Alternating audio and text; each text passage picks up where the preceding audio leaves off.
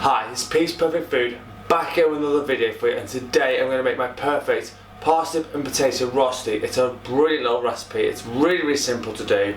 I love making it, it's going to hopefully be one of your favourites from here on out. So as always, let's hop into it.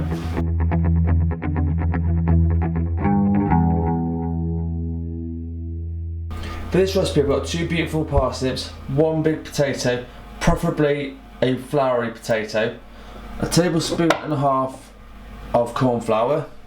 Now in here I've got some garlic powder, onion powder and some mixed herbs. Now on this point you could make whatever you like. You want to put some mustard in it or a bit of chilli, whatever you like. This is where you can play with this recipe.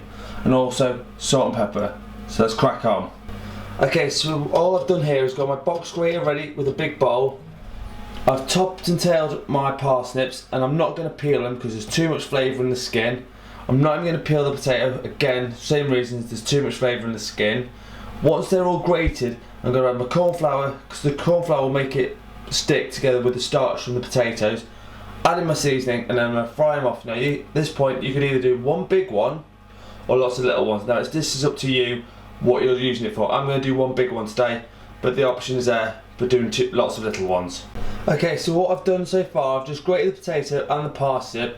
So what I'm going to do now is add in all the herbs and spices and the corn flour, and I'm going to use my hands and scrunch it so it makes it all bind together.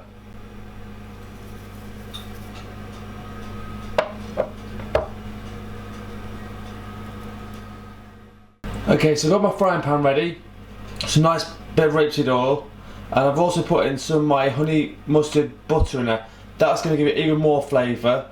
So over here I've literally just mixed everything up. I've had salt and pepper in as well. So that's now ready to go. If you push it together it's quite sticky, so that's exactly what you want. So when you put it into the pan it's going to glue together and it's going to be really good. Okay, so I've got the butter nice and melted now. It's just starting to bubble now, so that's exactly what I want. So I'm going to add all the mix in there. Don't have to be too pretty with this. What you're trying to do is make sure it's all nice and filled in. And then all I'm going to do after that is put a masher to it and press it down. And then I'm going to leave it to cook out for about 7 to 8 minutes. Make sure it's not only golden brown. Flip it over. Gives it about 3 to 4 minutes on the other side. And that will mean it's perfectly cooked through. So there you have it. I've just pressed it down with a masher. So it's all nice and flat. So all I need to do now is leave it on a nice gentle heat. So medium heat for about 7 to 8 minutes. And then I'm going to flip it. And then turn it over side, and like I say, 3 to 4 minutes on the other side should have it nice and cooked through. Okay, so it's had 7 minutes, I've just flipped it now. So the way I flip it is very simple. I get a board and then literally just turn it straight over to it, and then as soon as it's flipped over I get that side up and then straight back into the pan. So hopefully that was a little trick for you. And that's going to have about 3 or 4 more minutes. Now because it's quite a lot thicker than I thought, I'm going to put it in the oven for 10 more minutes. Just to make sure it's nice and cooked through. But normally if it's a bit thinner than this you can get away with just doing it 2 sides and that's fine, but this, like I say, is a lot thicker, so I'm going to put it in the oven. Okay, so it's literally just come out of the oven now. It's perfectly cooked through. I'm just going to leave it to cool down for about 5 minutes. This is a great time. So there you go, that is my perfect potato and parsnip rosti. Okay, so there you have it, that's my perfect potato and parsnip rosti. And as always I want to hear from you guys. Would you change up anything in it? You can do different veg, you know, literally you can play with this recipe.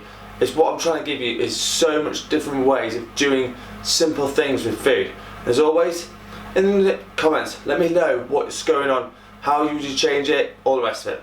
And as always, smash the subscribe button and notification bell. Come join the food family. And as always, you legends, I love you, you're amazing. Peace out.